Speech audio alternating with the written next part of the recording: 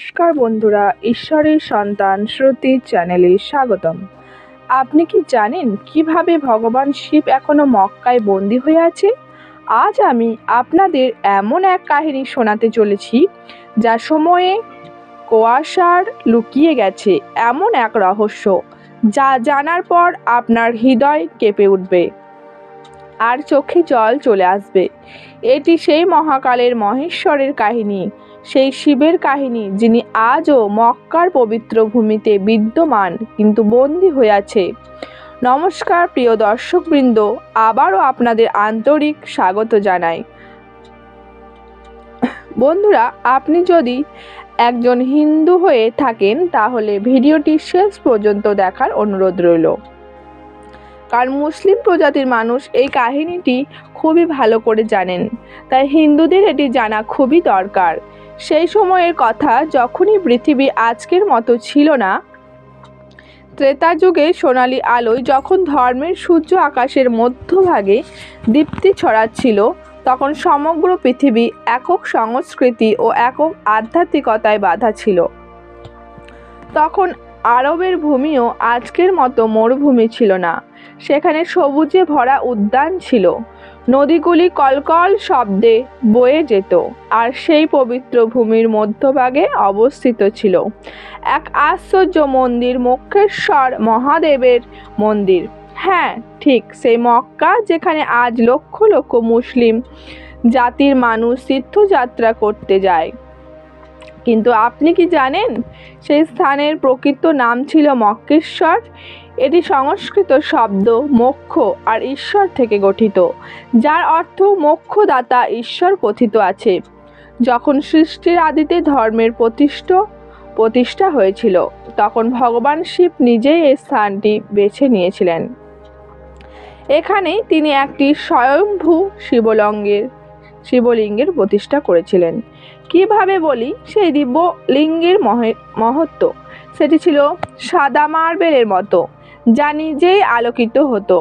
রাতের বেলায় যেন আকাশের চাঁদ পৃথিবীতে নেমে এসেছে।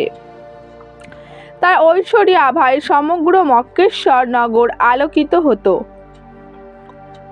আর ভোরবেলায় যখন সূর্যের প্রথম কিরণ সেই শিবলিঙ্গে পড়ত, তখন মনে হতো স্বয়ং মহাকাল তার তেজ দিয়ে সমগ্র ব্রহ্মাণ্ডকে আশীর্বাদ দিচ্ছেন। সেই সময় মহেশ্বর মন্দিরের মাহাত্ম্য 3 লোক জুড়ে ছড়িয়ে পড়েছিল। কেবল মানুষই নয়, দেবতা, গন্ধর্ব, কিন্নর সবাই সেখানে দর্শন করতে আসতো। ইন্দ্রদেবকে যখনই কোনো গুরুত্বপূর্ণ সিদ্ধান্ত নিতে হতো, তিনি প্রথমেই মক্কেশ্বর মহাদেবের সম্মুখে এসে প্রার্থনা করতেন। ব্রহ্মাজিও যখন সৃষ্টি রচনায় কোনো সংশয় পড়তেন, তখন তিনিও এসে মহাকালের কাছে নির্দেশনা চাইতেন। আর মাতা পার্বতী কিভাবে ভুলব সেই দৃশ্য।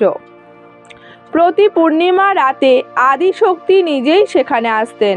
তার পায়ের মধুর ধ্বনিতে পুরো মক্কেশ্বর নগর গঞ্জিত হতো। দেখার মতো দৃশ্য ছিল তা। রূপোর মতো উজ্জ্বল বস্ত্র পরিহিতা, কপালে চন্দ্রের তিলক, হাতে রুদ্রাক্ষের মালা, মাতা পার্বতী শিবাজির প্রদক্ষিণ করতেন। আর তখন পুরো মন্দির ভরে উঠত দেবী ও সুরে। সেই সময়ে আরবে বসবাসকারী মানুষরা ছিলেন শিব ভক্ত। তাদের ভাষায়ও সংস্কৃত শব্দ মিশেছিল। তারা আল্লাহ বলতো, যা আলোক শব্দ থেকে এসেছে। আলোক নিরঞ্জন, অর্থাৎ যিনি দৃশ্যমান নন। তারা দিনে 5 বার পূজা করত। ভোরে সূর্যোদয়ের সময়, দুপুরে, বিকালে সূর্যাস্তরের সময়, রাতে আর মধ্যরাতে। আজও কোথাও কোথাও সেই প্রথার ছাপ পাওয়া যায়।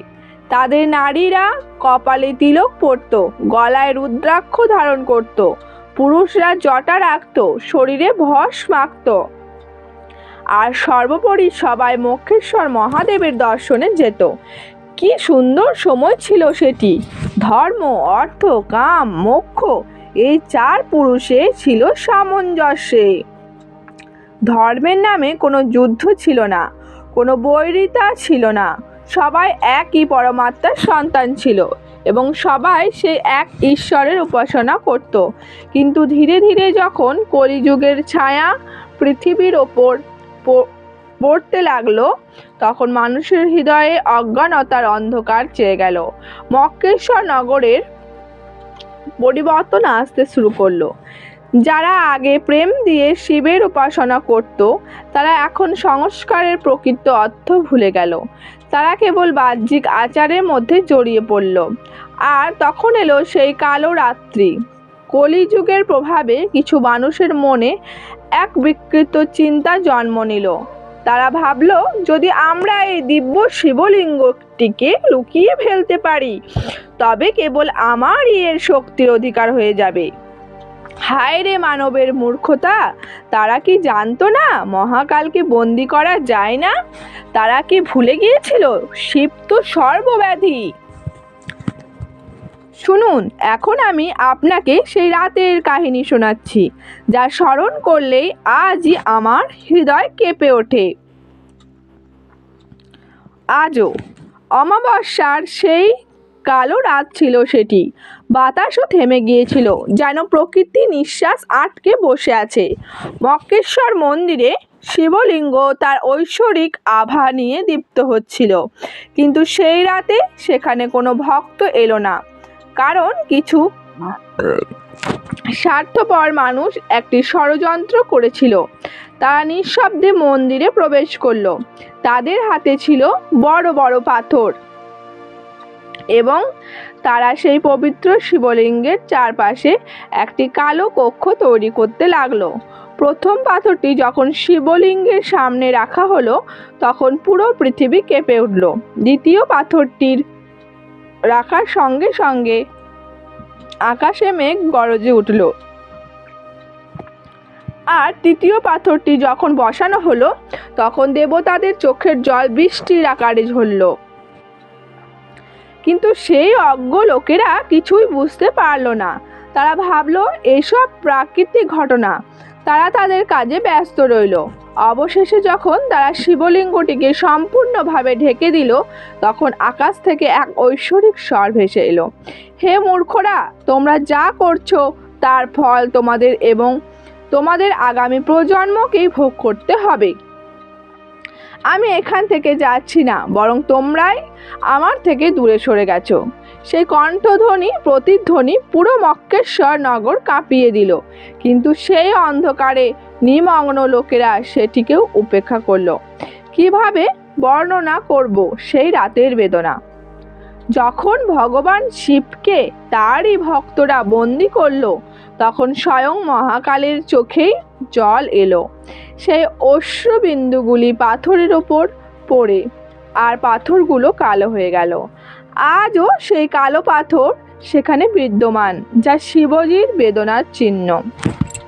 মহাদেবের হৃদয় করুণায় পূর্ণ ছিল।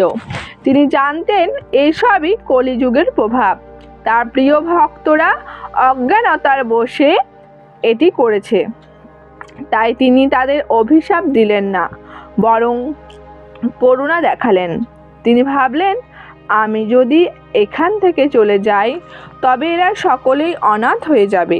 থাক, আমি এদের সঙ্গেই থাকি। সময় এলে এরা নিজেরাই বুঝবে। আর সেই কারণেই ভগবান শিব আজও সেখানে বিদ্যমান, বন্দী হিসেবে নয়, বরং তার সন্তানদের জন্য অপেক্ষাবান। যখন মাতা পার্বতী জানলেন যে তার প্রাণ প্রিয় স্বামীকে বন্দী করা হয়েছে, তখন তিনি কেঁদে উঠলেন, কেন লুকিয়ে রাখলো ওরা আপনাকে? শিবজি ধৈর্য ধরে বললেন, হে গৌরী, এটি কলিযুগের প্রভাব।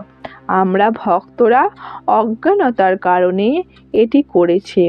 আমি তাদের ওপর রাগ করব না, বরং তাদের জন্য অপেক্ষা করব। কিন্তু মাতা পার্বতীর বেদনা কমল না। তিনি বললেন, তাহলে কি এখন আমি আপনার দর্শন করতে পারবো না? মহাদেব মৃদু হেসে বললেন, দর্শন তুমি প্রতিদিন করবে প্রিয়ে, কিন্তু এখন সেটা প্রকাশ্যে নয়, গোপন রূপে হবে। যখনই কেউ সেখানে সত্য হৃদয়ের প্রার্থনা করবে, তখন তুমি আদি শক্তির উপস্থিতি অনুভব করবে।